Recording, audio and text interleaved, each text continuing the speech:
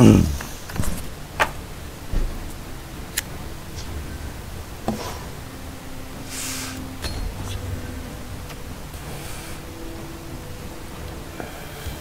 yourself now.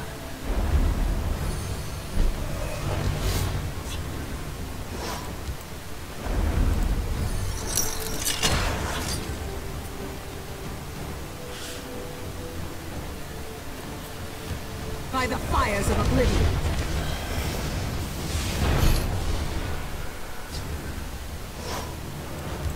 We see you waking and sleeping.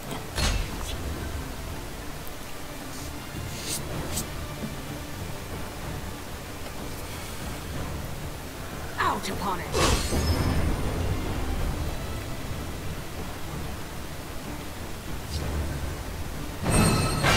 Face me, you dog!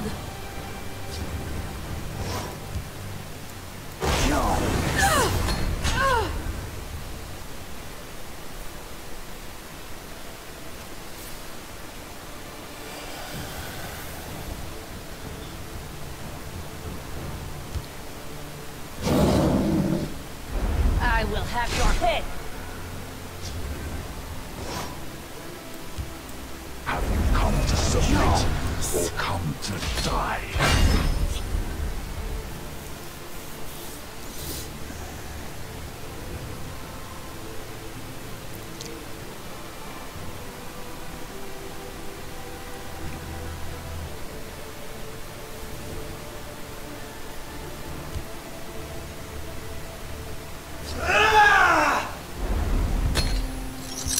The longer the odds, the sweeter the victory.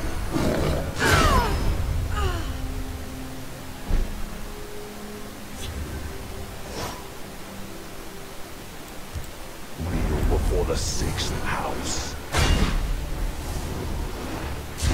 We of the Reach adapt and survive.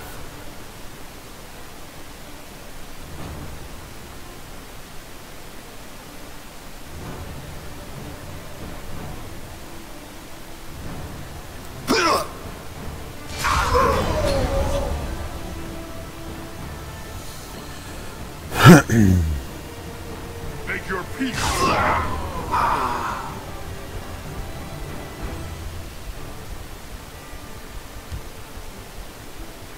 The city is safe in my hands.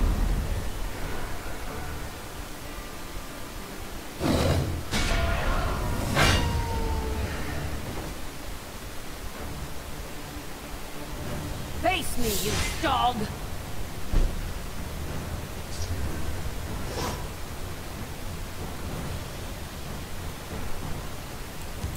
We see you waking and sleeping.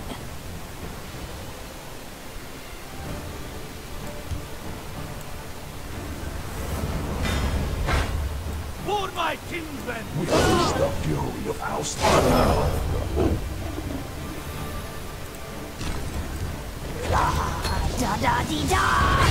No, that's not right.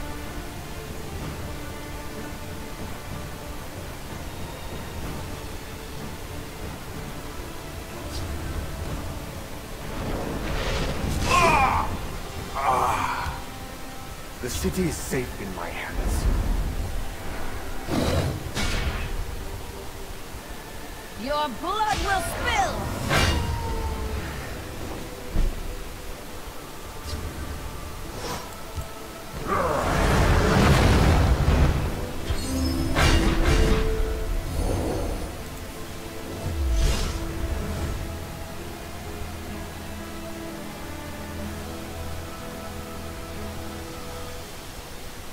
Da-dee-da-da! I'll get this yet!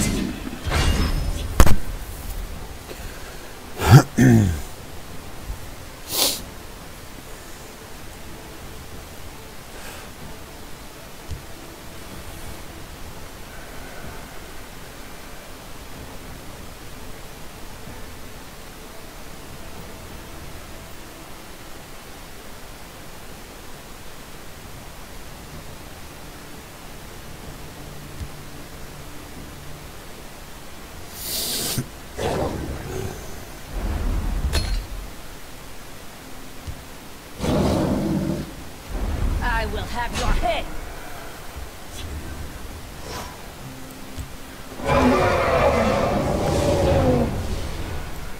By the fires of oblivion. Join us.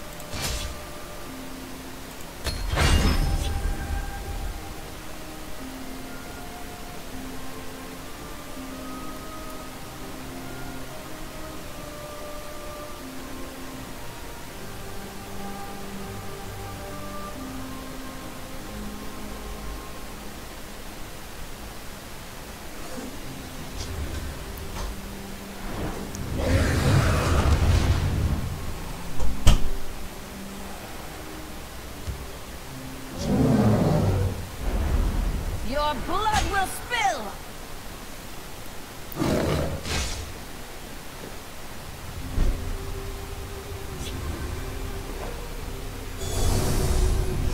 Out upon it!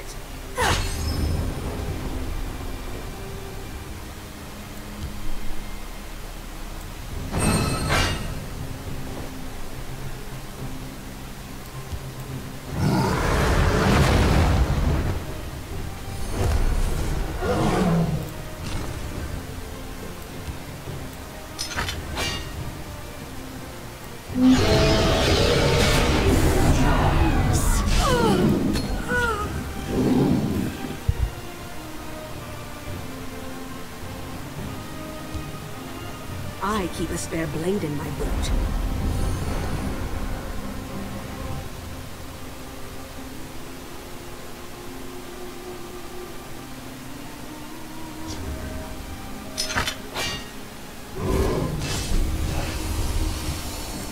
I do not fear death.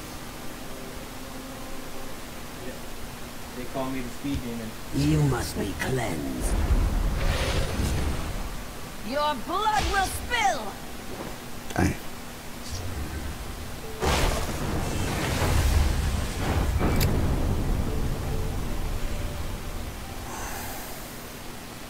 What was he, a battleman?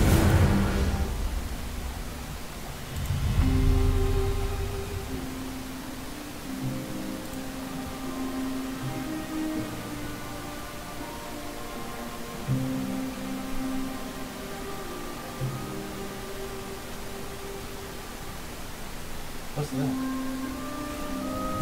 What? That's a new big out there. That car? Yeah, let's do it. That's oh man, that's cool.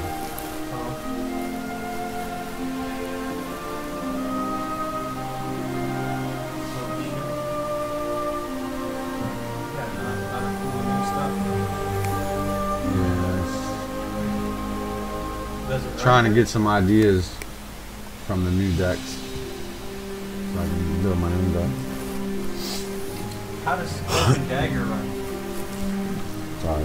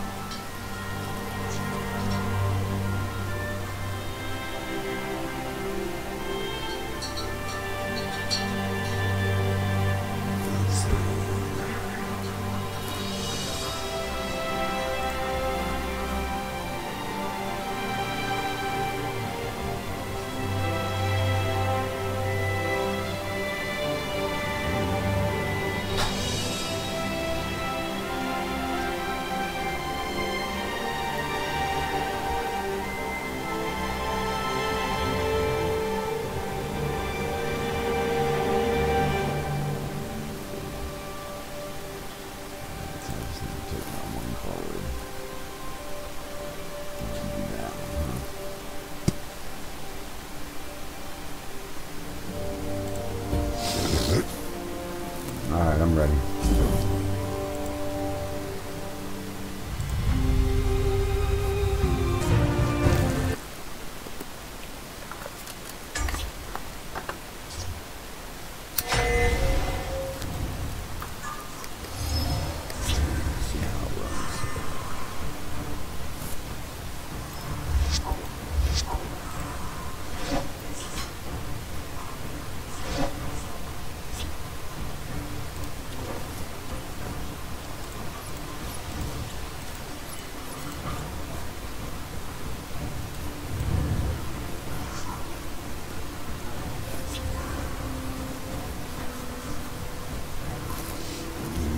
We walk as a lion amongst sheep.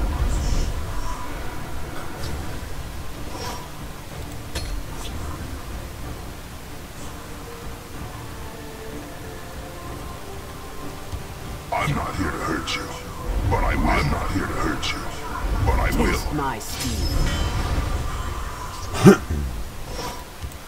I do not fear death.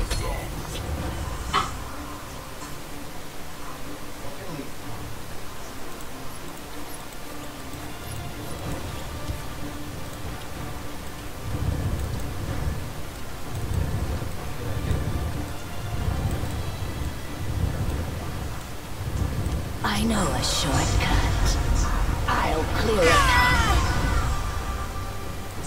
It's nothing.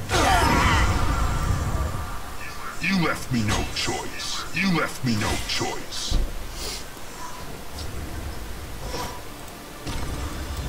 Summoned again. Watch it.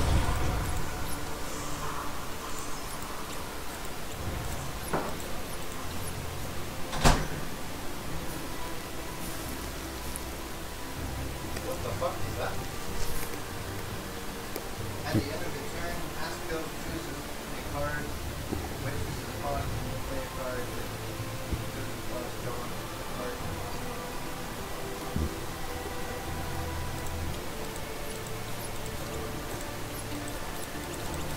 I'll take him all myself if I have to. I'll clear a path. You left me no choice.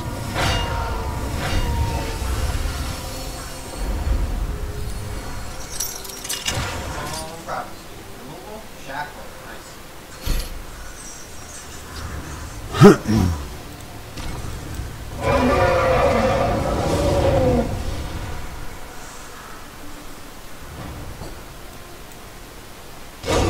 I assume you're having fun.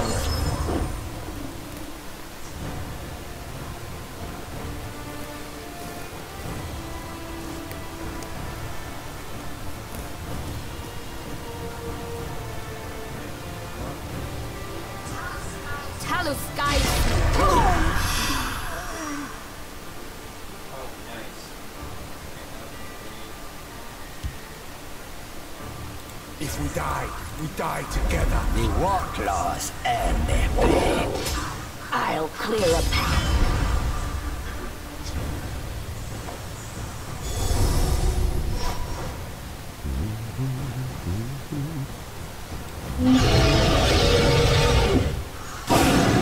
That was Cloak and Dagger, wasn't it? Nah, this is Cloak and Dagger. They're coming to get me. I know. Wow.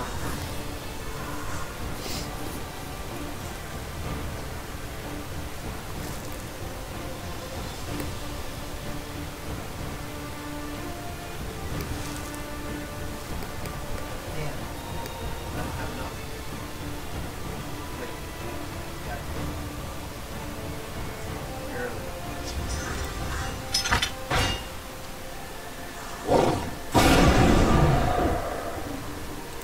I'll clear a path. The Red Orange demand your death.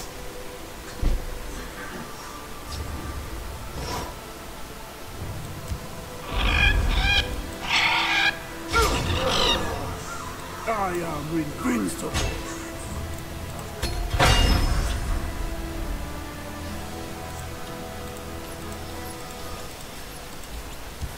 There's a plan. There's always a plan.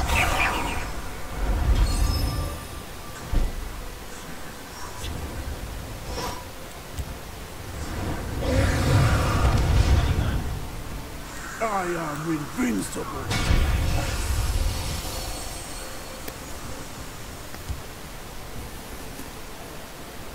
Killing you will make an excellent story.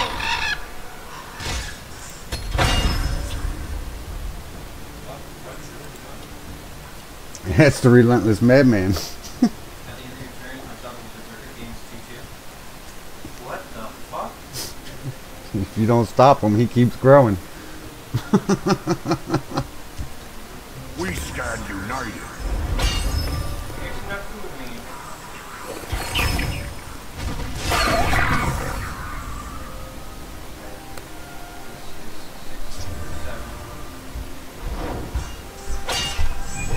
Use the orc first. You won't foil this. You didn't get the breakthrough. By the first sword. You drew 2 cards if you did it the other way around. Damn it, didn't let me draw 2 cards? No, because you didn't get the breakthrough effect. Oh wow. None of them can be trusted. Do you hear me? High-end cards over there. So, at the start of each player's turn, if they have the creature with the highest power in this lane, deal 3 damage to the opponent. I am invincible.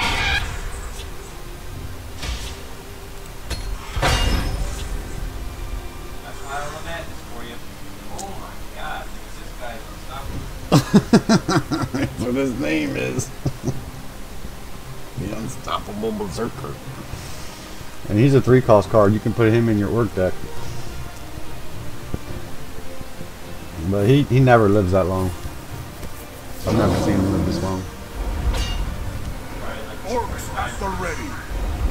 I don't have any cards. I slay the unworthy. Come at me. That's all I can do. I do have a companion.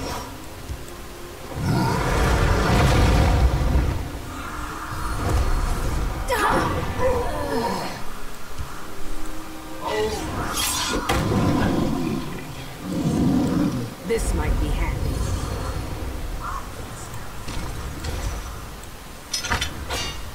I am invincible.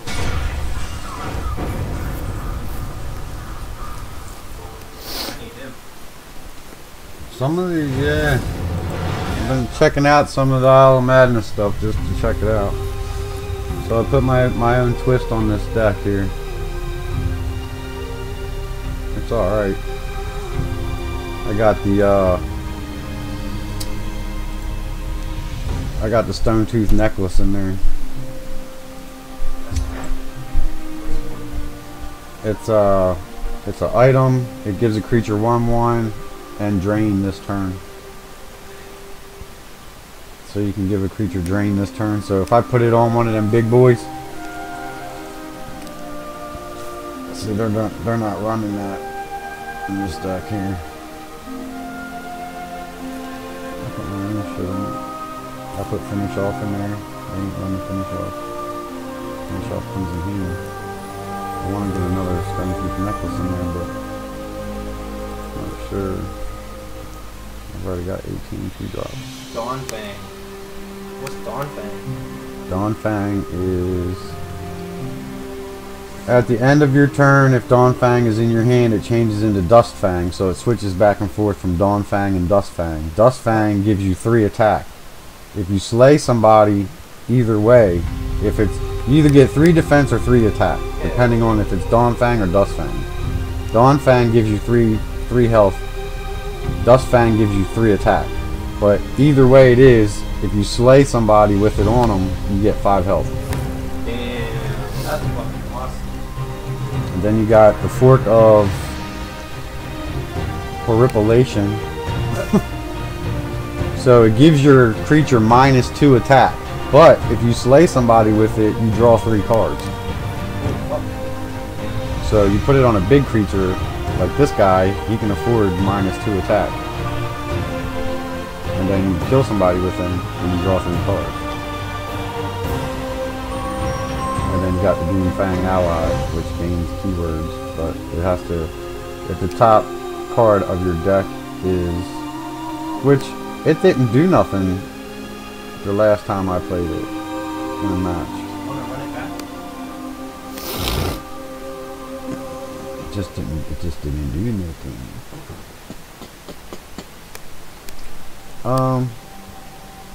What can I do? Belligerent giant? For 20 bucks. Cradle Crush. Frostborn, Skyrim, Madhouse.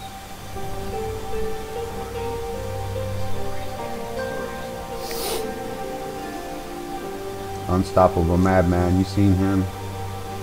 Oh shit! They have them on sale now. But you get 1,000 coins. You can get Act 1, 2, and 3. About 3,000 coins. So I can put another Swift Strike in there, and I can put another Stone Tooth necklace. Well, I can put another Swift Strike in there. How's your deck running against the ladder? I just made it. Like, just made it. So, let's see. Swift Strike, and then just keep the Cradle Crush. Alright, or did I take out? I want the Telvani. Do it in there. Sack the Cradle Crush. And then, well, I mean, Cradle Crush, he's a 6'4". I mean, that's plenty of big drops. Alright. Wanna run it back? You already playing somebody? Yeah. Let me try this out.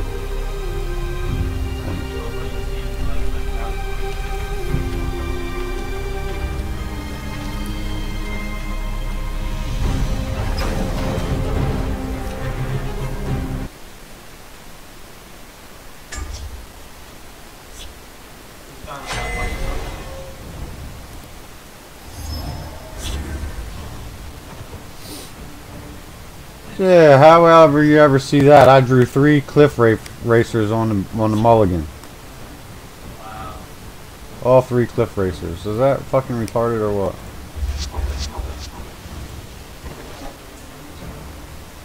I've never done that. 3 of the same card. Like, really?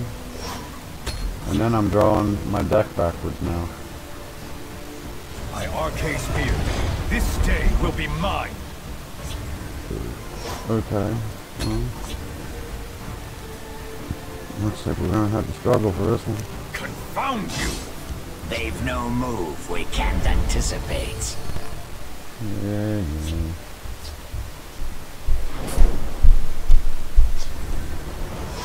Unstoppable Madman in They're there. coming to get me.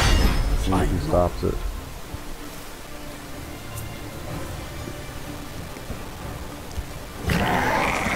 Yeah, you got to do something about that now, motherfucker. Predictable. Gonna have to do something about that.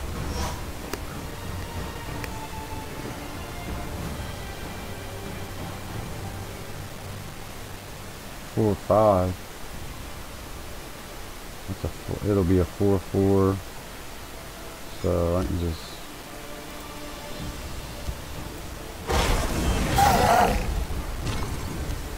I keep a spare blade in my boot.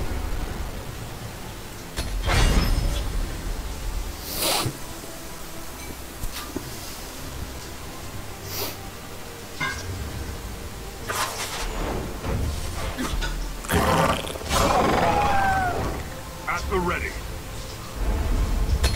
Confound you! So I just take this guy out. Don't underestimate me.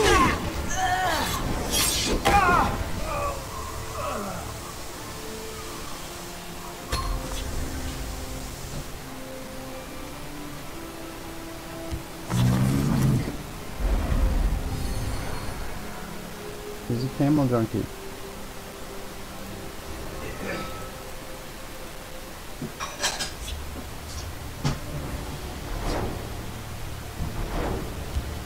My arcade spear. This day will be mine.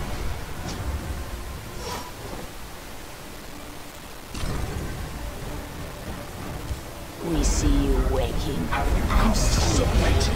Come to die.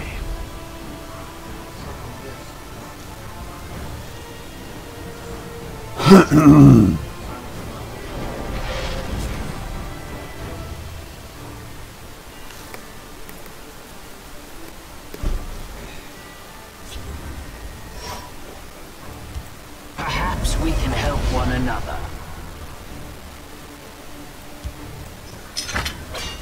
Join us.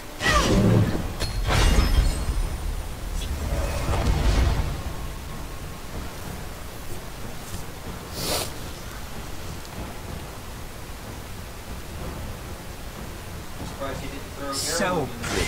predictable.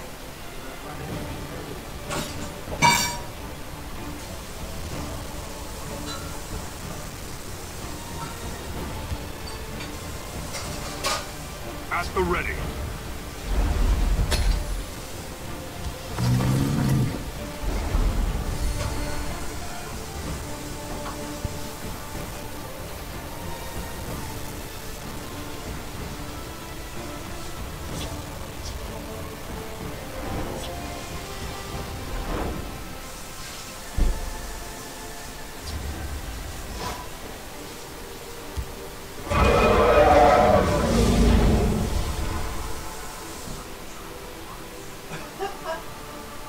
Sorry it had to come to this. Join us.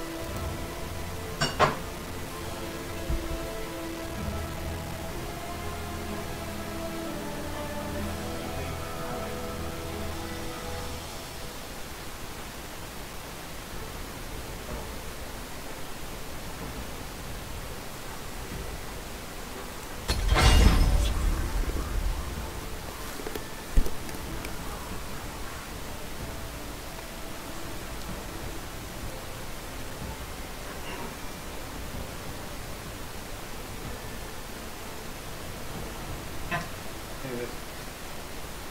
Lane all full. High damage dealer. And he's only got the 6 on the board. Once I get a silence, he's gone. Chimeric spirit of the sky, guide us! Vile Tiger Blossom.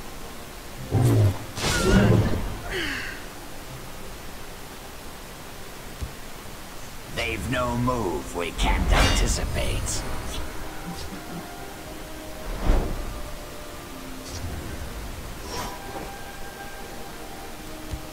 Keep your distance. Alright, man, I love it. I love it too, bro.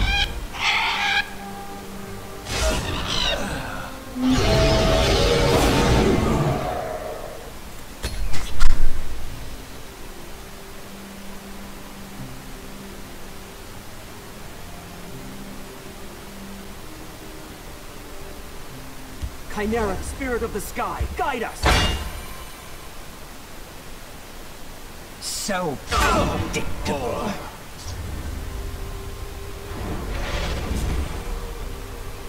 Motherless.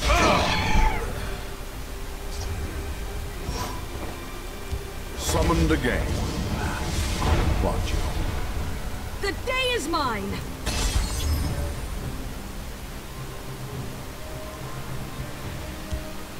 I know a shortcut. I'll clear a path. I slay the unworthy. My arcane spear. This day will be mine. Watch yourself now.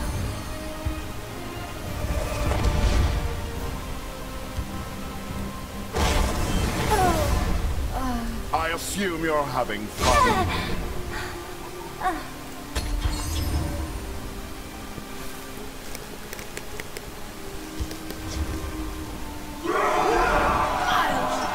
I know a shortcut. I smell the stench of the living. I slay the unworthy. Preparations have been made. I'll clear a path.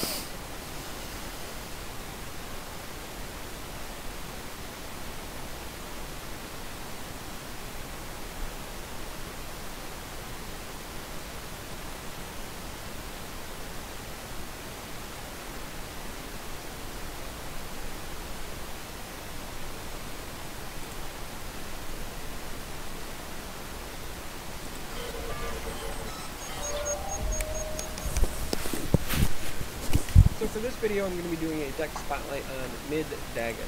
This is the deck that I've played more than any other deck so far this season. Played it a lot on my way to Legend. I've been playing it a lot since I've hit Legend. I've had a lot of success with it, and I wanted to go over the list and share it with you guys. So let's just dive right into the list.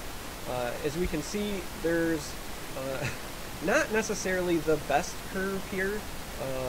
The early game is not like, hey, I'm guaranteed to have a 2-drop, but there are a lot of comeback mechanics in this deck, and I think that's one of the reasons that I enjoy it.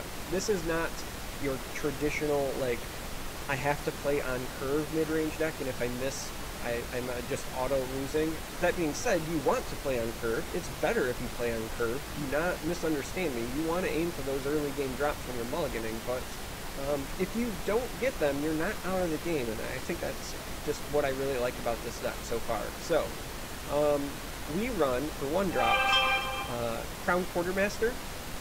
That's the only one that's a body here, but it's one of the best 1-drops in the game. In Daggett specifically, giving you that dagger means that you can a lot of times make something with 4 attack, hit 5 attack, trigger those awesome Daggett effects, trigger things like Ash Berserker. Crown Quartermaster also puts that dagger into your hand.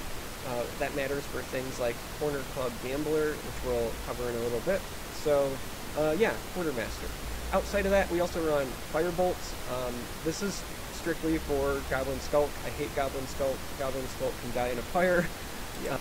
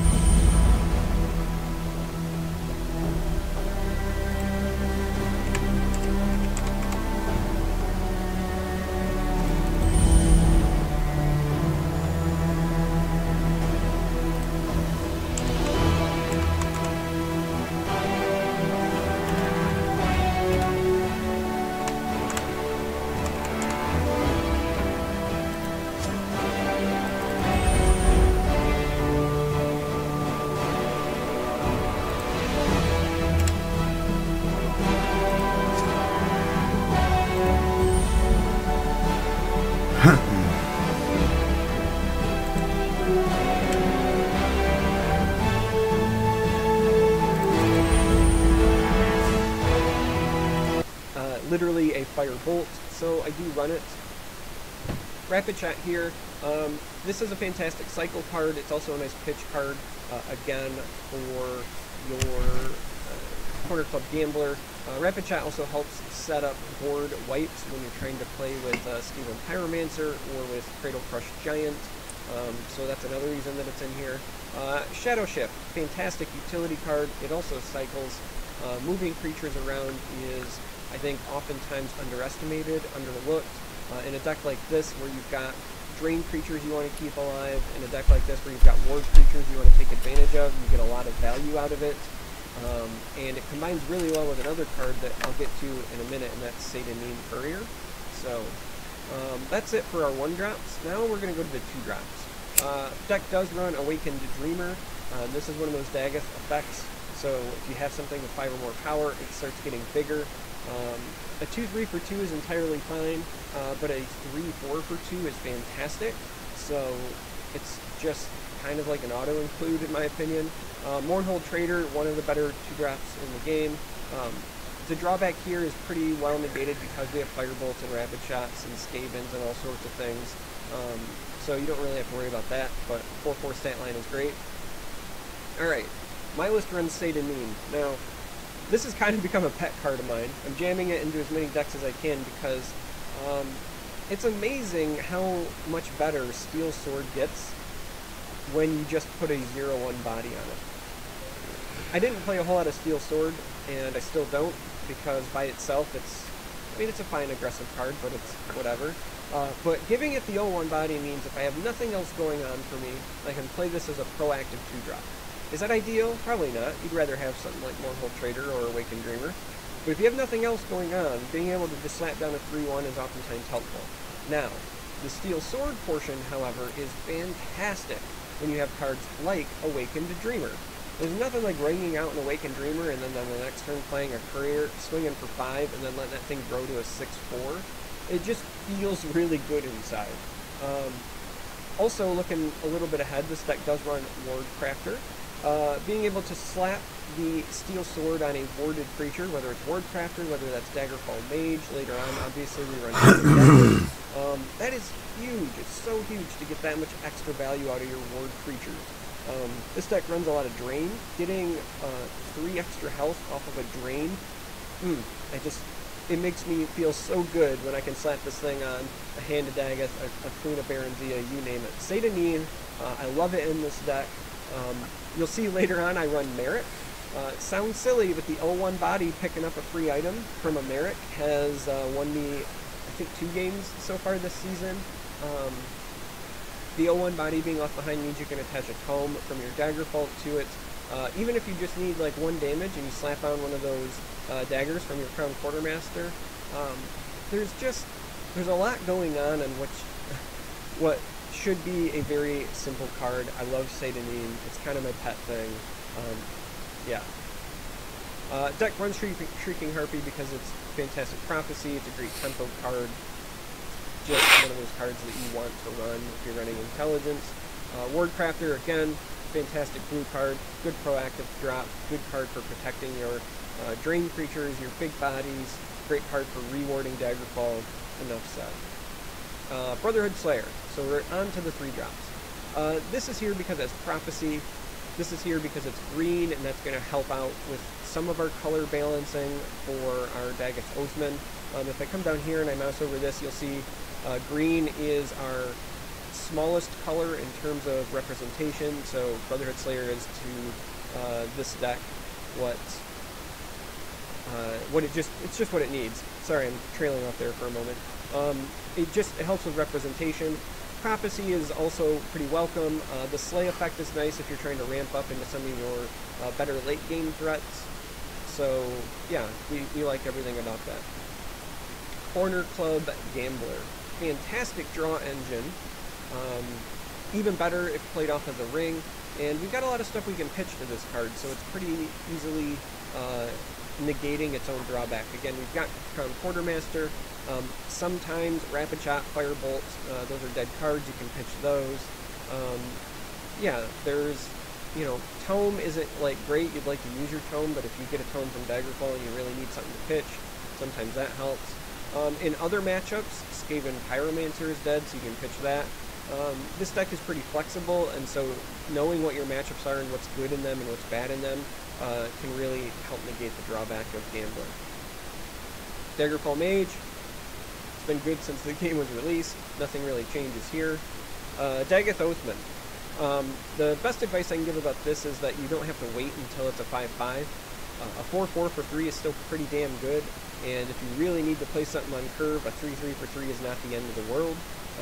But I play this more often as a 4/4 for 3, but it turns out that's good enough. People have been running Young Mammoth for a long time, and Oathman as a 4/4 for 3 is fine. Skaven, only running 2 here. It's really good in the matchup. It's really good. Slapping it down, killing a bunch of tokens, or even just setting up some good value trades, it's great. But in the matchups where it's not good, it's like kind of not as good. That's obvious, but so that's why I only run 2. And again, like I said, if you're in one of those matchups where it's not great, it's a fine card to pitch to your Gambler. Yeah, Skaven Pyromancer. Then we're on to the 4 drops. Ash Berserker. I've said it before, I'll say it again. If you're running an aggressive deck or a mid-range deck and it's a strength deck, you want to run Ash Berserker. We've got a lot of cards that have 5 or more power just naturally, as we'll see a little bit later on. Early game, again, if you did manage to trigger Oathman as a 5/5, it'll auto-trigger your Berserker. Early game, you also have Crown Quartermaster to potentially help with the daggers. Yeah, Ash Berserker. Earthbone Spinner. This deck is not necessarily an aggressive deck. While it has a lot of 1-drops, I don't think it has enough in it to consistently proc a Halali Sharpshooter. So silence is really important, so that's why I'm running Earthbone Spinner over Sharpshooter.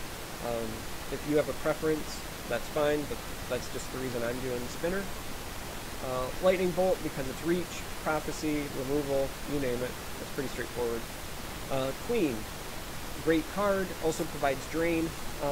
You're going to see that we've got a decent amount of drain in here, and that's one of the things that allows this deck to pivot. So as I said at the beginning, if you don't have the best draw, there are great comeback mechanics. Skaven's one of those comeback mechanics. Earthbone Spinner on the right creature can be a big swing back in your favor. Queen, guarding up a lane, offering drain, it's great. Slap and Satanine on this, draining 9 health, great. Slapping Sentinel Battle Mace, and that's the next 4-drop. On this or another drain creature, great. Since we're here, we'll just go ahead and talk about Sentinel Battle Mace. It's reach, it protects your good threats. It's also a intelligence and a strength card, so it does count as blue for your Oathman. Just kind of keep that in mind. But yeah, Battle Mace, I mean, I shouldn't have to speak to the merits of this card. It's fantastic on just about anything you can throw it on. Going to the 5-drops. I'm running Blood Dragons. Blood Dragons trigger your Ash Berserkers. They also just have a lot of stats, and they help you control the board. They also let you be aggressive, right? It's just a good flexible card in a list like this. If you need to try to get control of the board, again, if you had a slow start, plopping this bad boy down, trading into whatever you want in any lane because you ignore guards and what have you, that can be really helpful. Popping this down and going face with it against a control deck, if they, or specifically a control deck that doesn't have hard removal at their fingertips, that can go a long way as well. Telvanni, other than their lethal creatures, do not have good ways to deal with a Blood Dragon. It is really, really good in the Telvanni matchup. Typically against Telvanni, just as a heads up, you want to play this in the Shadow Lane to avoid Vipers. Even if it just buys you a turn, that's a big deal. Brynjolf, it's in here because of the same reasons that Queen is.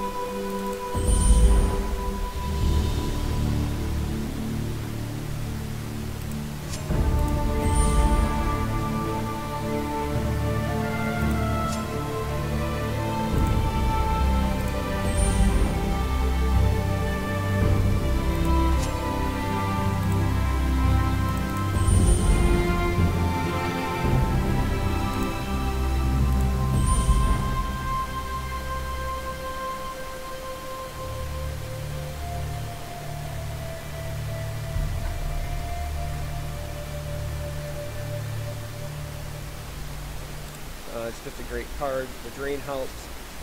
The whole like gain and extra magicka is also pretty helpful, because if you play this when you have 5 magicka, and then on the following turn you have 6, but you hit, it takes you up to 7. That could activate things like Belligerent or Merrick, as opposed to just your Cradle Crush. So Brynjolf is great in that regard. 3 Clip Racers, because they are great. They are lightning bolt to bodies. You can use them as removal, you can use them as reach. They're either a face racer or a pace racer, where you're trying to slow down your opponent by trading. Hand of Daggeth. Hand of Daggeth is fantastic even after the nerf. Breakthrough, Drain, and Ward are all things this deck cares about. The Drain and Ward are huge, as I said before. Slapping Satanine on this, slapping a Mace on this, after you've lost the Ward, to reward it, gain a bunch of health, you name it. It's great. Being tricolor triggers your Daggeth Oathmans. That's great. Hand Daggeth, it's the reason to play Daggeth, like, let's be honest. Moving on to our late game stuff. So I run 3 Cradle Crush. The combination of Drain Creatures, Skaven, and Cradle Crush, I have found has made this deck very, very good and very resilient against aggressive decks. Specifically aggro Redoran, aggro Crusader, and aggro Hohalul. I'm not saying I've won every game against them, but I'm very, very favored in the games that I've been tracking. They have a hard time dealing with things like Hand of Daggeth followed by a Cradle Crush Giant, so that's why Cradle Crush is in here. Belligerent, this is a fantastic tempo card. I very rarely use this to destroy an enemy support. I'm not saying that I don't do that, but this is much more often like bounce whatever your most expensive threat is to make you reinvest that magicka. Specifically like Sora Revenge. If you are in a close game or a tight mirror and bounce somebody's Sower and make them have to re-spend 5 and deny them that damage even for a turn, it's a big deal. I do run Merrick. I know a lot of Daggeth lists don't, but there's enough sticky and resilient threats here that I think he's worth it. There's enough drain here where sometimes just getting, you know, a +3/+3 item or whatever on your drain creature can be a big deal. Again, Satanine leaves those 0-1s behind, and you'd be surprised how often people just leave them there. So getting free items on a Satanine has been hilarious. It's a one-of, right? If you don't want to run it, I'm not gonna tell you you're wrong, but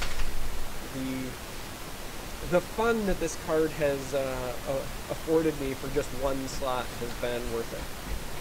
Uncano, because, let's be honest, we're playing Intelligence, I'm pretty sure he's just mandatory. 2 Vigilant Giants, these could be not Vigilant Giants if you wanted, they could be other things. I like them because they're a big body, they're must-answer, and they replace themselves. The fact that they draw a card is what makes me choose to run these. If you really wanted more card draw, you could run like Eclipse Baroness, but oftentimes I'm not finding myself running out of answers unless it's just a really weird game. Because even against control decks, a lot of times the pacing against a control deck for a deck like this is you play like 1 to 2 like good enough creatures, and you use those to continue pressuring your opponent until they answer them, and then you continue playing like 1 to 2 good creatures. Just don't overextend. Maintain constant but consistent pressure, and you'll go a long way. Giant fits perfectly into that plan. They nuke something, you play a giant, it draws you another card, they nuke your giant, you play whatever you drew. Like, it's just one of those things that says, like, you have to answer this, and if you don't, you're going to take a bunch and it replaces itself. So, yeah, I like giant. Aspect of Hersine is in here as, like, another giant, but with flexibility. Sometimes the 12/12 guard is the right play. Sometimes the 6/6 charge is just another Tazcad. The flexibility of this card is nice. I do just run it as a one-of because we've already got a pretty big top end. But yeah, knowing your matchups, knowing what to choose and when can really help with this. And then finally Tazcad, because much like Uncano, it's a fantastic closer, provides good reach, and against control decks, leaving the body behind is oftentimes a really big deal. And that is the list. So the only thing I do want to mention is, you may have noticed there's no Withered Hand Cultist here. That's for a couple of reasons. One, we actually run a fair number of actions in this list. Again, if I mouse over this, you'll see there are 12 actions. But also, this isn't like an aggressive deck where once I've played out my big board, I need to protect it. Withered Hand is usually used for that, so like if you're playing Halalu, you're playing Aggro Veteran, you develop a board, and then when you expect the Ice Storm, you play it to delay it for a turn or two, and you're looking to win in those turns. You don't really do that with this deck. I'm not saying Withered Hand is bad, and it couldn't be ran in this. I mean, if you want to really run it in here, you could, but I don't find myself ever often in a position where I'm like, I just need to buy myself 1 or 2 turns and I've used all of my cards. Like I said, this deck is much more about like consistent pressure as opposed to all-in gameplay. Yeah, that's why I chose not to include Withered Hand Cultist. Again, I've been very successful with this, even without Withered Hand. Why not dig off? Very few games where I said to myself, like, man, I really wish I had a Withered Hand. Anyway, that's the list. Now we're going to go ahead and do what I always do. We're going to dive into a couple of games, see the thing in action, and hopefully this helped you. Alright, so here we are.